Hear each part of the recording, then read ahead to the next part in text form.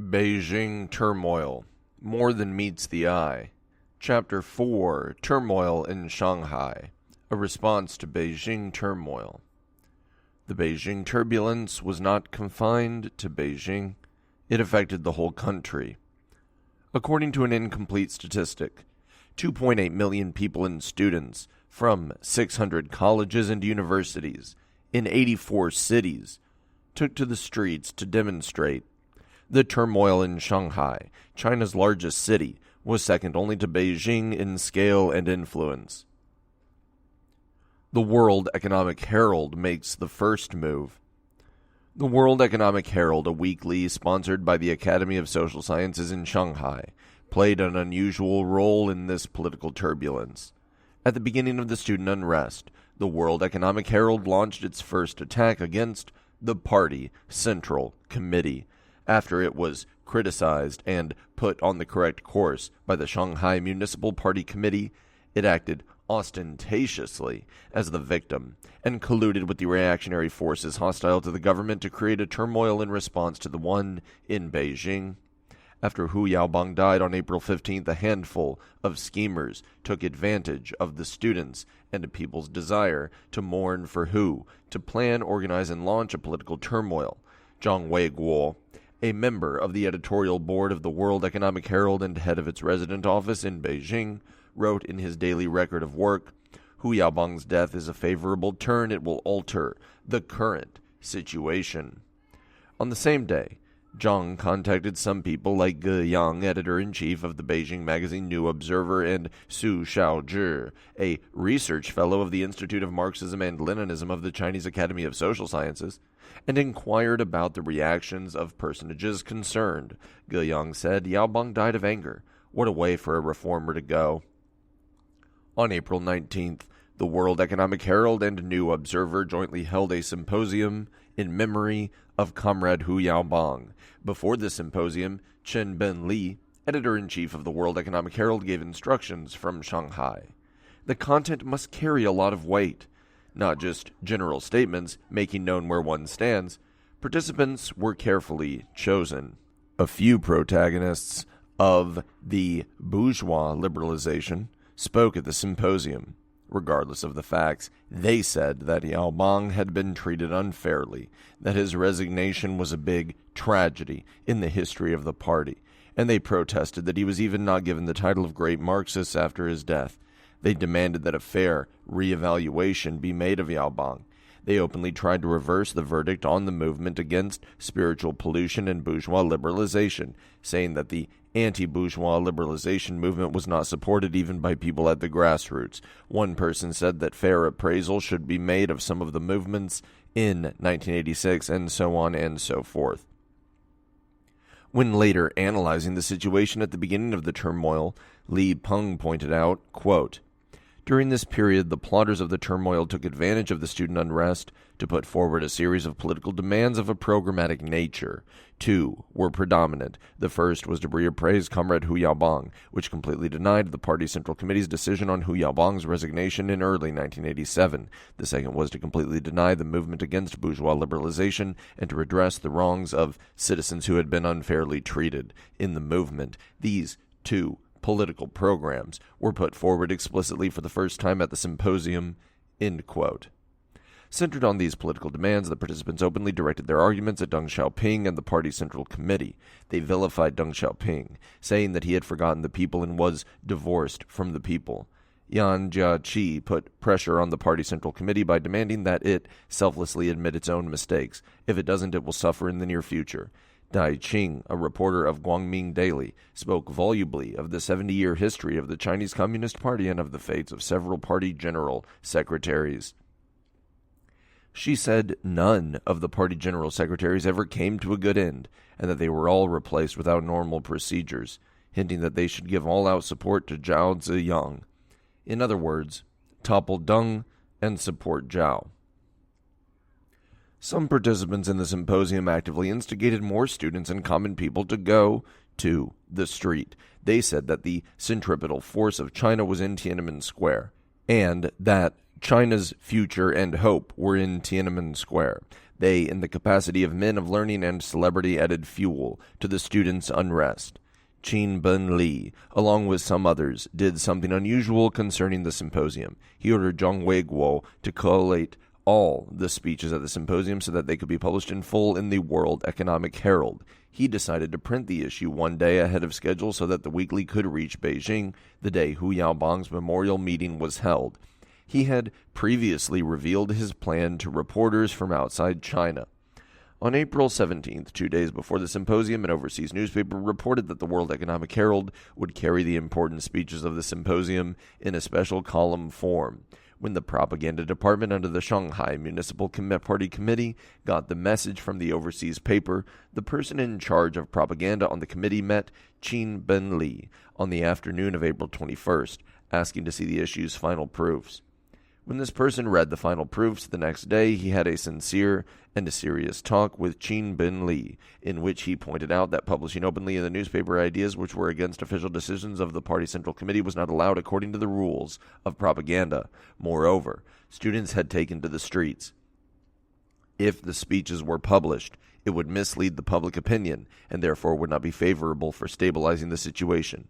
Taking the whole situation into account, and at the same time cherishing the weekly, he suggested several hundred words be deleted, mainly the parts of Yan Jiaqi's and Dai Qing's speeches that preached bourgeois liberalization and opposed the Party Central Committee and Deng Xiaoping. But Qin Ben Li refused. When asked his reason, Qin answered, "I want Deng Xiaoping to make a self-criticism. The earlier he makes a self-criticism, the earlier he will gain the initiative and popular backing. If he makes a self-criticism, we will support him."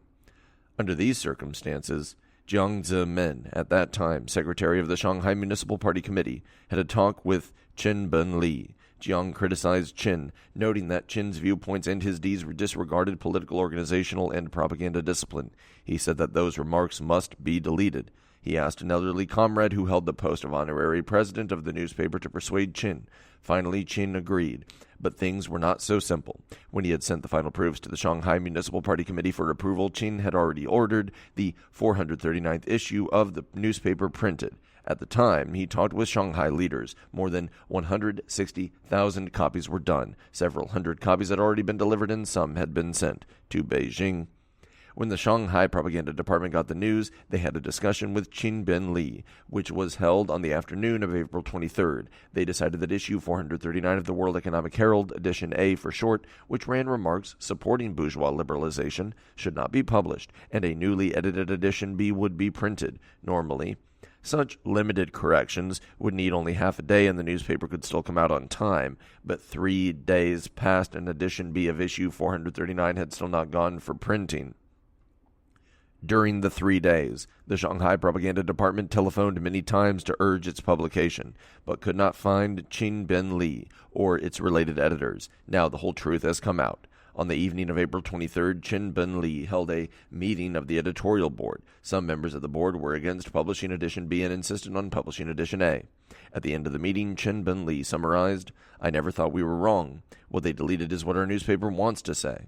They sent a telegram to Zhang Weiguo, telling him to reveal the information to overseas reporters. On April 24th, Hong Kong's South China Morning Post reported the distorted news that the World Economic Herald had been confiscated. On the evening of April 24th, Qin Ben Li again held a meeting of the editorial board and decided to send the Shanghai Municipal Party Committee an emergency report. After the meeting, Qin Ben Li went to Cherry Sanatorium to recuperate. He told Hong Kong's Mingpao Daily News that our newspaper will win if we drag on, and that the incident of the World Economic Herald is having an international effect. On the evening of April 24th, the editorial department of the World Economic Herald sent the emergency report to the Shanghai Municipal Party Committee. It said that since edition A had evoked strong international reaction, and since sources from Beijing said the Party Central Committee might reevaluate Comrade Hu Yaobang, they therefore insisted on publishing edition A.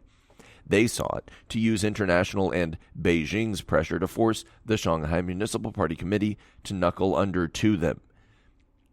The emergency report was written only to inform the committee of their intention to cling to their course. According to the spirit of the editorial of the People's Daily on April 26th, The Shanghai Municipal Party Committee decided that the World Economic Herald needed to be put on the right course and that Qin Binli should be suspended from his duties. Jiang Zemin announced the decision in the afternoon of April 26th. At a meeting convened by the Shanghai Municipal Party Committee and attended by 10,000 party members and cadres in response to the People's Daily editorial, "Take a clear-cut stand against turmoil," he said. "At present, some people intend to use overseas media to put pressure on us. No way. They cannot shake our determination to safeguard stability and unity." The audience burst into thunderous applause. That Qin Binli and some leaders of the World Economic Herald persisted in their errors about publishing issue 439 of the newspaper is not an accidental mistake, but has a historical origin. The World Economic Herald was founded in 1980. In its early years, the newspaper published some good articles about China's policy of reform and opening to the outside world and gave the government useful suggestions. As a result, it was welcomed by readers. However, under the influence of the international and domestic climate, Qin Binli and his like first sympathized with, then pandered to, and finally encouraged bourgeois liberalization. In recent years, the World Economic Herald has actively advocated private ownership. Looking over the newspaper, one can easily find these sorts of headlines. State ownership has come to an end worldwide. The wave of private ownership has swept across the world. Where will state ownership go? Making state property private, trends and choices of China's economic reform, etc. The newspaper also covered a so-called seminar on the crisis of state ownership. It said that state ownership has come to its last period, its negation. Private management is the way out in the future. All plans have been tried except private ownership, the simplest and most effective plan, which has been proved by over 100 countries and has a history of several thousand years. The newspaper called these remarks absolutely true and original. For some time, the newspaper published, one after another, articles castigating the Communist Party, such as, "The division of power is the principle of political reform. Whether political pluralism and checks and balances exist is the fundamental mark of success or failure in the reform," and "Economic pluralism is the basis of political pluralism and of modern political parties." These implied that people engaged in the private economy should have their own political groups and parties. They were molding public opinion for establishing opposition parties in China. When he talked to an overseas reporter, Qin Binli said, "The party's leadership must be toned down, that the party exercises leadership and everything must be changed." When he was criticized for these remarks, he insisted, "I still don't think that the party should exercise leadership in everything. Can the party exercise leadership over the sun?" China's economy was overheated since 1986. In September 1988, in view of certain grave mistakes in economic work, the third plenary session of the 13th Central Committee of the Communist Party of China proposed the policy of improving the economic environment, rectifying the economic order, and deepening the reform. People who were keen on bourgeois liberalization, especially Zhao Ziyang's brain trusters, sensed that things were far from good. Through domestic and international mass media, they actively opposed the party's new policy and spread information about the moves to topple Deng and protect Zhao. The World Economic Herald, which had close relations with Zhao Ziyang's brain trust, published many articles saying that the improvement and rectification would result in stagnation of the economy and a reversal of reform. They criticized Li Peng's report on government work, delivered at the second session of the 7th MPC, saying that the report discussed only improvement and rectification instead of reform. In early 1989, the World Economic Herald reprinted in full a dialogue about the current situation between Yan Jieqi and Wen Yuankai, which had originally been printed in Beijing's Economic Weekly. In the dialogue, Yan Jieqi said, "I think we should speak frankly about worries about China's future. Replacement without going through proper procedures shouldn't happen again, just as it did to Khrushchev and Liu Shaoqi." The dialogue was meant to cover up Zhao Ziyang's mistakes, protecting him so that he could flagrantly carry out bourgeois liberalization. The World Economic Herald took an active part in molding public opinion for the student unrest well before it started. That this incident with the World Economic Herald occurred soon after was a small wonder. Beijing's wind brings rain to Shanghai. Beijing was the center of the turmoil, and Shanghai was the branch. The plotters, organizers, and directors of the turmoil in Beijing and Shanghai, through different channels, instigated Shanghai to take joint action with Beijing. These channels included the 4 Beijing institutions with a concentration of Zhao Ziyang's brain trusters, namely the China Research Institute for Reform of the Economic System, the Research Institute of Development of the Agricultural Research Center under the State Council, the Research Institute for International Affairs of the China International Trust and Investment Corporation, and the Beijing Young Economist Society, the Beijing Resident Office of the World Economic Herald, the AUUS in Shanghai and Beijing, and the exchange of experience between the students in the North and the South. It is no exaggeration to say that, throughout the whole course of the turmoil, no sooner a wind blew up in Beijing than a shower came in Shanghai. At the beginning of the student unrest, slogans like "down with the bureaucratic government," "down with the corrupt government," and "down with autocracy" appeared in Beijing's colleges and universities. Students in Shanghai soon followed suit. Immediately after the April 26th editorial was published, under Fang Lizhi and company's instruction, the AUUS in Beijing issued Order No. 1 telling students to change the above slogans to "oppose bureaucracy," "oppose corruption," "oppose privilege." At the same time, the Shanghai Federation of University Students put up a notice in Fudan University which told students to shout slogans against price hikes and official profiteering instead of slogans like "down with bureaucratic government." At the beginning of the student unrest and turmoil, the Shanghai Municipal Party Committee and the municipal government announced on April 17th that people should be aware that evil people might seize every opportunity to exaggerate matters and provoke incidents, and carry out sabotage. Cadres and teachers of all the 51 colleges and universities and people of various walks of life in Shanghai did a lot of persuasions among the students, thereby enabling the authorities to seize the initiative in their own hands.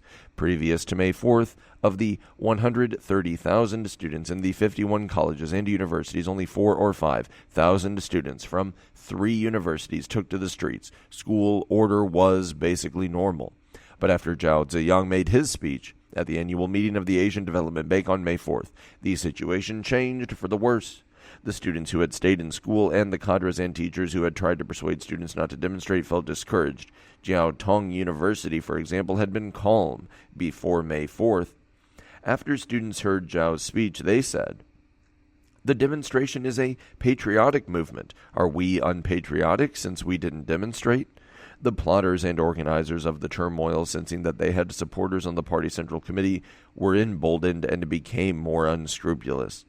Shanghai's student unrest of this period had 2 characteristics. First, it followed Beijing closely and echoed it. Second, the students and the World Economic Herald supported each other. On the afternoon of May 10th, leaders of the Shanghai AUUS plotted to organize a petition delegation to Beijing of Shanghai University students. On April 11th, they held a press conference at Fudan University saying that the major task of the petition delegation was to question the State Council about what mistakes the World Economic Herald has made, about what it means for an editor-in-chief to be responsible for a paper, etc. After the petition delegation arrived in Beijing, they immediately contacted Wang Youcai, head of the Beijing AUUS, to strengthen its contact with the Beijing AUUS, the Shanghai AUUS, and a liaison man posted in Beijing who sent Beijing's information to Shanghai and vice versa every day. After that, information about the Shanghai students' actions could be found regularly in the triangular area on Beijing University's campus. On May 15th, when Shanghai students learned from students just back from their petitioning in Beijing that students in Beijing had begun a hunger strike on May 13th, they took 2 measures in response. First, 5 members of the petition delegation should join the hunger strike in Tiananmen Square, while the other members went on with their liaison work, making speeches and presenting petitions in Beijing. Second, Fudan University, East China Teachers University, and Tongji University should put up posters calling upon Shanghai students to begin a hunger strike. In the evening of May 16th, a hunger strike corps of Shanghai students was established, and 50 students began a hunger strike in front of the Shanghai Municipal Government building. On the following 3 days, the number of hunger strikers reached over 300. At the same time, swarms of university students from Shanghai went to Beijing to get in touch with Beijing students and join the hunger strike on Tiananmen Square. 102 students from Shanghai Industrial University alone went to Beijing. On the afternoon of May 19th, Wang Youcai told a Shanghai student leader over the telephone that Li Peng would make a speech in the evening to declare martial law in Beijing. He said that the information came from above and was absolutely reliable. Taking its cue from the Beijing AUUS, the Shanghai AUUS decided to tone down Shanghai's hunger strike. In the evening, the party central committee held a meeting of cadres from the party government and military institutions in Beijing. A few people of the Shanghai AUUS concluded that their scheme to aggravate the turmoil through hunger strike had failed. They told the hunger strikers to withdraw. Then they took more fierce actions and escalated the turmoil in Shanghai by whipping up an adverse current aimed at opposing the enforcement of martial law in Beijing and overthrowing the legitimate government first. They organized a succession of massive demonstrations on May 21st and 22nd. A few people from Shanghai's universities had meetings in Fuxing Park. They decided to organize students from various universities to go to the street alternately. They stated that their short-term goal is to force Li Peng to step down, and their long-term goal is to create a multi-party system. On May 23rd, a leader of the Autonomous Union of the East China Teachers University said to an audience of 1,000 in the university's Gongqing Square, "Now, the students in Beijing are tired. We should share their burden and shift the focus of the students' movement to Shanghai." On the same day, the Southern Propaganda Corps of the Beijing AUUS and a special mission arrived in Shanghai. Zhao Wenli, head of the Southern Propaganda Corps, made instigating speeches at Shanghai Industrial University, Shanghai Railway College, Fudan University, and Jiaotong University, cursing the party and state leaders. She said, "Till the time Li Peng steps down, every day will come around. I hope the Shanghai students will fight to the end. Resuming classes would be a betrayal to Beijing." After that, her remarks were the Shanghai students' unifying slogan. They were out to demonstrate for 9 days straight. Second, in order to act in concert with a few people in Beijing, they plotted to convene an emergency meeting of the NPC Standing Committee to abrogate the martial law order and dismiss Li Peng. For this purpose, the heads of the autonomous unions of Fudan University, East China Teachers University, Tongji University, and Jiaotong University held a denunciation meeting in People's Square on the afternoon of May 25th. They said that, now that Wan Li is in Shanghai, we want to let him know that Shanghai students are not satisfied. We demand that an emergency meeting of the NPC Standing Committee and the party's Central Committee be convened as soon as possible so as to remove Li Peng and rectify the name of the student movement. In the evening, the Autonomous Union of Jiaotong University held a meeting attended by an audience of 2,500.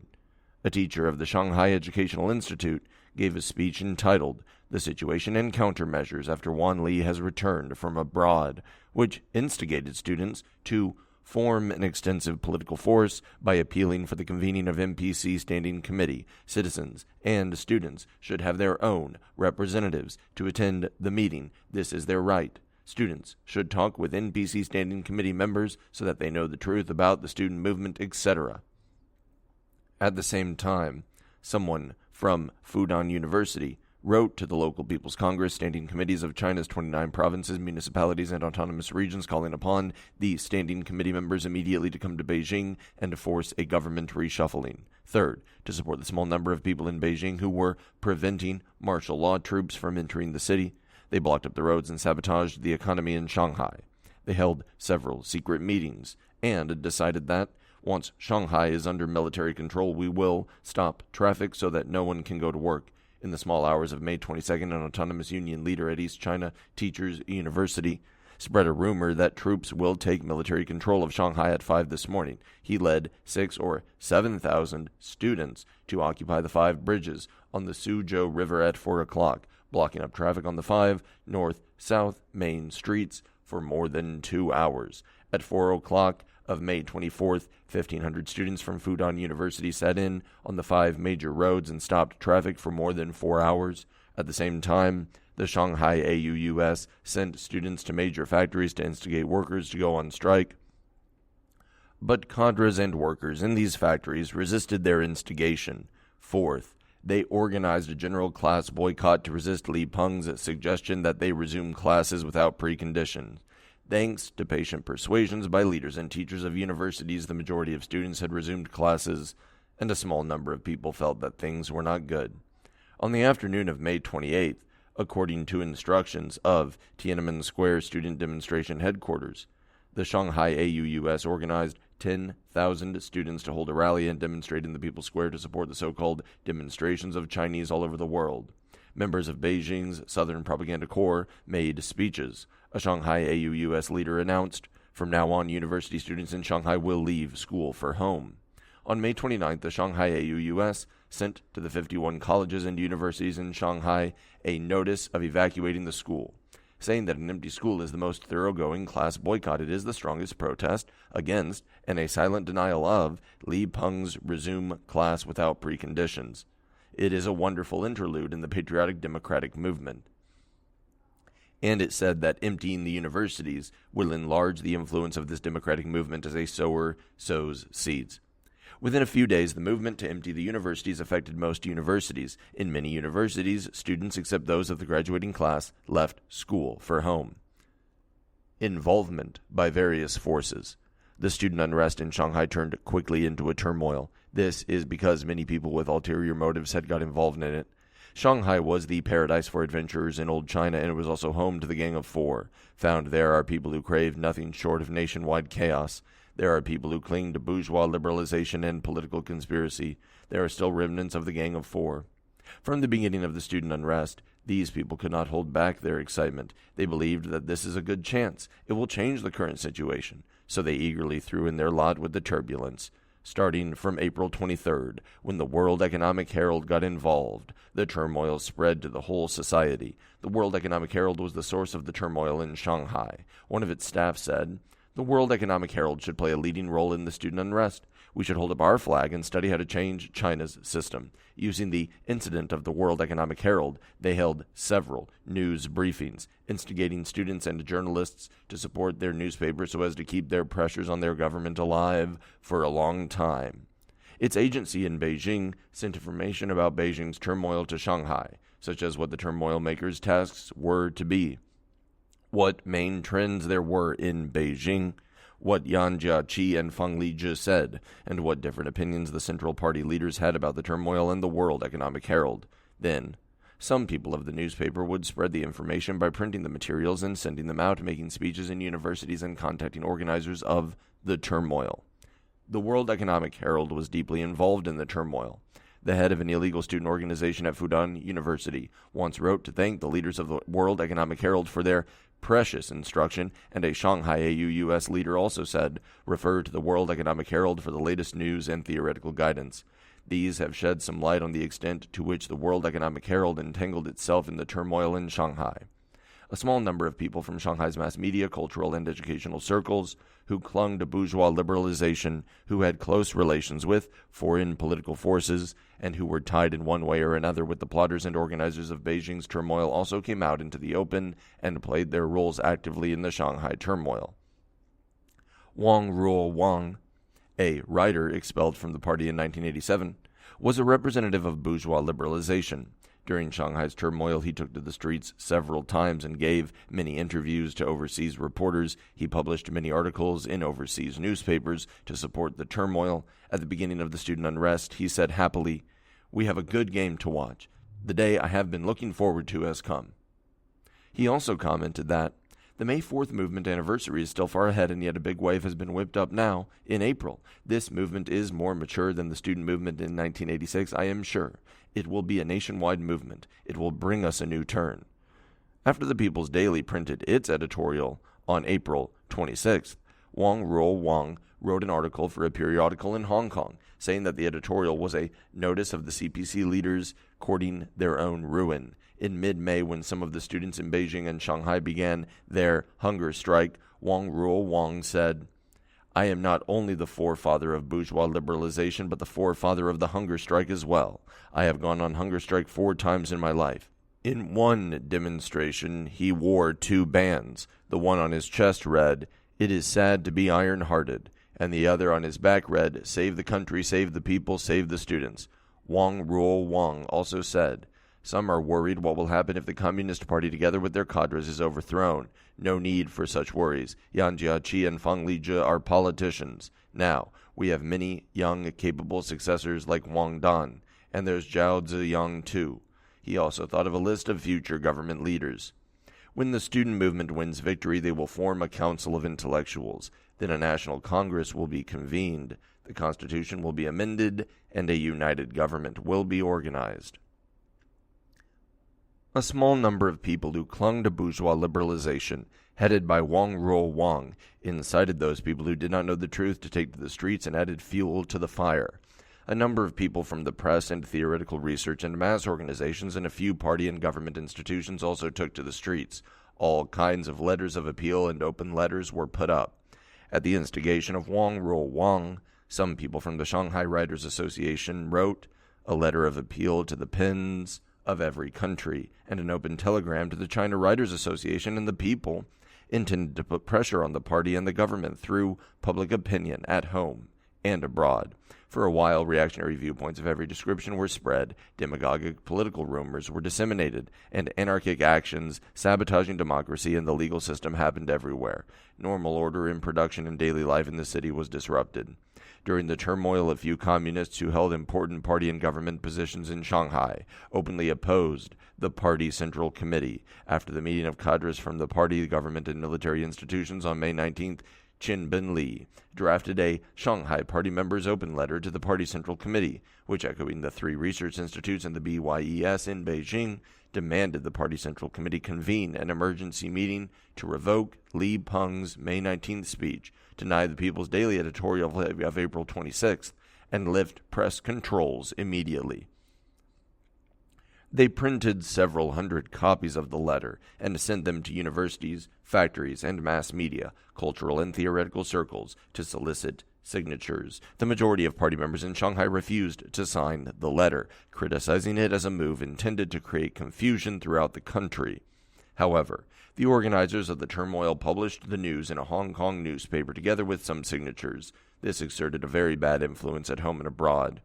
During the turmoil, some remnants of the routed Gang of Four got swelled-headed. They said, "It's really exciting to see such a situation. What is happening is a cultural revolution," and so on and so forth. They congratulated each other that there will be a change of the dynasty, and they predicted that the day is coming when we can hold up our heads. They used every means to support and instigate the people to make trouble. According to rough estimates, 35 former elements of the Gang of Four became active during the turmoil. Of these, 11 openly instigated workers to down tools. During the turmoil, the scums of society in Shanghai formed 14 illegal organizations, one after another, which later became the so-called Shanghai Autonomous Union of Workers, SAUW. They put forth the organizational program, organize workers to stage strikes, establish our own armed forces, overthrow Li Peng's government, and overthrow the socialist system. They colluded with the AUUS in Shanghai, banding together thugs and hooligans to parade, make speeches, distribute inflammatory handouts, and spread rumors. Let's have a look at what they did.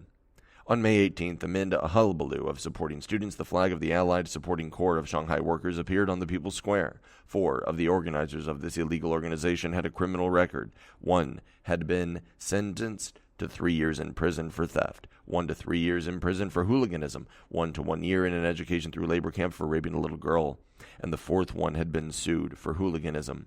They organized 10 demonstrations and sit-ins. One of these, involving 1,000 people, was held when they were told that Jiang Zemin would meet with Gorbachev in Shanghai Exhibition Hall. On May 19th, a man who identified himself as the grandson of Wang Jun, vice president of the People's Republic of China, made reactionary speeches in front of the building of the Shanghai municipal government at the Bund. His real name was Cai Chao-jun. He had been previously detained thrice and sent to labor camp once, and was now the CNC of the Autonomous Union of Shanghai Workers. Their political program was to overthrow the corrupt government and the socialist system. He made reactionary speeches many times at the Bund, People's Square, and Fudan University. On May 23rd, a loudspeaker station called The Voice of Democracy and Freedom appeared in the People's Square. It spread news from the Voice of America and made up rumors to attack the government and socialism. The head of the station was an active criminal named Zhu Fuming. On May 15th, Zhu got acquainted with a woman while they were playing mahjong and had an affair with her. When the woman told him she had foreign currency, it occurred to him to kill her. When they met again 3 days after, he strangled the woman to death and took away her dollars and property. A couple days later, he cycled to the People's Square to shout, "Defend the Constitution, fight for democracy." On May 24th, a so-called Supporting Corps of Shanghai Patriotic Workers appeared at the docks opposite the buildings of the Shanghai Federation of Trade Unions. The head of the organization had once been detained for selling gold illegally, and its vice head had been investigated for swindling. After the counter-revolutionary rebellion took place in Beijing on June 3rd, Yan Tingwei, an important member of the organization who had been punished twice for gambling and hooliganism, suggested kidnapping the directors of every big factory in Shanghai and forcing them to give orders to go on strike. On June 7th, the so-called Autonomous Supporting Corps of Shanghai Workers held a secret meeting to put up a last-ditch struggle. Police arrested the participants. Their head, nicknamed Dragon King of the Sea, had been sentenced to reform through labor for 1 year. 3 other key members of this organization had criminal records. Huangpu District and the railway station were areas where the turmoil raged the fiercest. According to statistics of the Huangpu Public Security Sub-Bureau and the Railway Public Security Sub-Bureau, respectively, 46% and 50% of the criminals arrested by their officers during the turmoil had a criminal record. These dregs of society had a strong mind set for revenge. They snuck into the ranks of university students and made up rumors and were involved in beating, smashing, looting, and burning. They wanted to overthrow the People's Republic led by the Communist Party. It is a tragedy that the self-important university students allied with the dregs of society.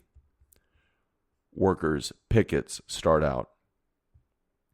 When news of the Party Central Committee and the State Council having resolutely put down the counter-revolutionary rebellion in Beijing in the evening of June 3rd reached Shanghai, the organizers, plotters, and leaders of the turmoil in Shanghai were frightened. Some went into hiding, some fled. Others, like gamblers shorn of their money, went to the extreme. In the first few days after the rebellion, people could hardly get any information about it. The organizers of the turmoil spread rumors in Shanghai to distort the truth of the suppression. From the small hours of June 4th on, leaflets and small character posters could be found everywhere on the street, especially copies of the so-called Truth About the Suppression in Beijing from Hong Kong newspapers. The Xerox machines in Jiaotong University's library were used for this purpose. Copies of the news and pictures from Hong Kong, Taiwan, and Western newspapers with rumors such as Tiananmen bloodshed, an open factional fight within the PLA, and 38th Army turned its coat, were put up for days on end on the newspaper board of the World Economic Herald Press in front of the Shanghai Academy of Social Sciences. At the instigation of a small number of people, a propaganda team of university students went to the streets to spread rumors with portable loudspeakers. The Autonomous Union of Fudan University organized students to broadcast funeral music through tweeters in front of Shanghai municipal government and some newspaper offices. The organizers of the turmoil, out of desperation, quickened their sabotage. They blocked up traffic to prevent people from going to work. They intended to throw Shanghai into chaos by paralyzing its economy. The Shanghai AUUS held 2 emergency meetings in the afternoon and evening of June 4th and decided to take united action at 4 the next morning to stop traffic. According to incomplete statistics, from June 4th to June 8th, 23 streets were blocked up and 6,000 motor vehicles were forced to stop and were used as roadblocks. 16 vehicles were turned upside down, smashed, or burned.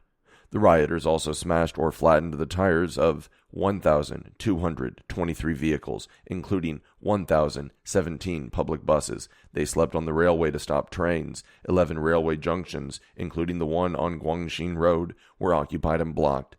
The Shanghai Ningbo and Shanghai Hangzhou railway lines were blocked up for nearly 50 hours, halting service on 281 cargo and passenger trains scheduled during that time. In the evening of June 6th, a riot occurred at Guangxin Railway Junction. At that time, 9 cars were burnt and 170 policemen and railway workers were beaten up, causing a direct loss of 5.7 million yuan. They had thought that the 3 days of forced strike among the factory and commercial workers, complete with their demagogic propaganda, would induce the workers to stop work of their own accord. The results, however, were contrary to their wishes. Given the truth of Beijing's suppression, the Shanghai people, especially the workers, gradually sided with the party and the government and became more and more discontented with the organizers of the turmoil. The plotters of the turmoil held a meeting and decided to change strategy. They sent people to factories to force workers to go on strike. They believed that the pressure of one-day strike of workers equals the pressure of 10-day sit-in of students. From June 7th on, students went to Jiangnan Shipyard, Shanghai No. 5 Steel Plant, Da Zhonghua Rubber Factory, Baoshan Iron and Steel Complex, and Shanghai Diesel Engine Factory to instigate workers to go on strike, but they were refused. During this period, a small number of plotters and organizers of the turmoil resorted to terrorism. They told university students to make and purchase weapons to fight an armed struggle against the party and government. On June 5th and June 6th, big character posters were put up in Fudan University, Shanghai Science and Technology University, and East China Chemical Industry College, inciting students to resort to terrorism. One poster read, "Cast away your illusions, take up arms, and fight the bogus government to the end." It continued, "Make weapons, organize operation groups, destroy the luxury cars of the bureaucrats, wound and kill leading officials of the bourgeois army and police, and sabotage military equipment." They said, "Either our enemy march with our bodies under their feet, or we march with our enemy bodies under our feet." Some people in Fudan University, Tongji University, Jiaotong University, East China Teachers University, and Shanghai Foreign Trade College incited students to produce incendiary bottles, grenades, and chemical weapons to blow up gas stations and chemical plants. Some students of Tongji University purchased some fruit knives and watermelon knives. On June 5th, some students from Shanghai Industrial University stopped a repair truck, smashed its glass, destroyed its engines, took away tools, and finally turned it upside down. On June 7th, in Jiangwan, some students and hooligans set a number 75 public bus on fire. On the evening of June 8th, Mayor Zhu Rongji delivered a speech on television. He asked all citizens to stabilize Shanghai, stabilize the situation, and persist in production to ensure a normal life. The response to his speech was positive. Citizens considered his speech practical and to the point, and that measures to be taken were strong enough. Mayor Zhu said, quote, "These days, everybody has realized that Shanghai has come to a dangerous moment. Many comrades have asked me to employ armed police, even troops. I, as mayor, solemnly tell you here, first, the municipal party committee and government have never thought of employing troops or declaring martial law. Second, we believe that 99.9% of Shanghai citizens will unite and stand on the same side with the party and government under the slogan, stabilize Shanghai, stabilize the situation, persist in production to ensure a normal life. Third, Shanghai is the biggest industrial city in China. We have the strongest working class in the country. Of the 5,080,000 staff members, 2,300,000 are industrial workers. So long as they are organized to support and help us, our public security personnel and policemen will be able to safeguard the legal system and public order." End quote. Zhu Rongji said that tens of thousands of workers had been organized into pickets to clear roadblocks, put the traffic situation in order, and ensure normal order. At last he said sincerely, quote, "Citizens, I am the mayor you legally elected, and was approved by the Party Central Committee and the State Council. Thank you for trusting me and supporting me for more than 1 year. I will do my best to work in the interests of the majority of citizens. Though there is still room for improvement in my work, I am determined to devote my life to a great cause of rejuvenating Shanghai and the Chinese nation. At this critical moment, I pledge, with my life, to achieve the goal of stabilizing Shanghai, stabilizing the situation, and safeguarding the people." End quote. The majority of citizens were deeply touched by Zhu Rongji's speech. In the same evening, 100,000 workers, pickets together with cadres and citizens, went to the streets and removed 4,000 or 5,000 vehicles on 200 intersections. By 4:40 the next morning, all roadblocks were cleared away. The city's 155 public bus and trolley lines resumed operation at 5 a.m. Workers' pickets, standing at every intersection alongside public security officers and policemen, safeguarded traffic order. Peace came back to Shanghai. Pedestrians clapped their hands and held up their thumbs, seeming to say, "The working class is really powerful." The turmoil in Shanghai had been ended quickly with the help of workers, mainly because, and this is the decisive factor, the martial law enforcement troops had suppressed the counter-revolutionary rebellion in Beijing, and in so doing they had abolished the source of a nationwide turmoil and posed a great menace to the small number of rioters in Shanghai. The Shanghai rioters had been following the actions of their fellow travelers in Beijing. Once their headquarters in Beijing was destroyed, they became vulnerable. End of chapter 4.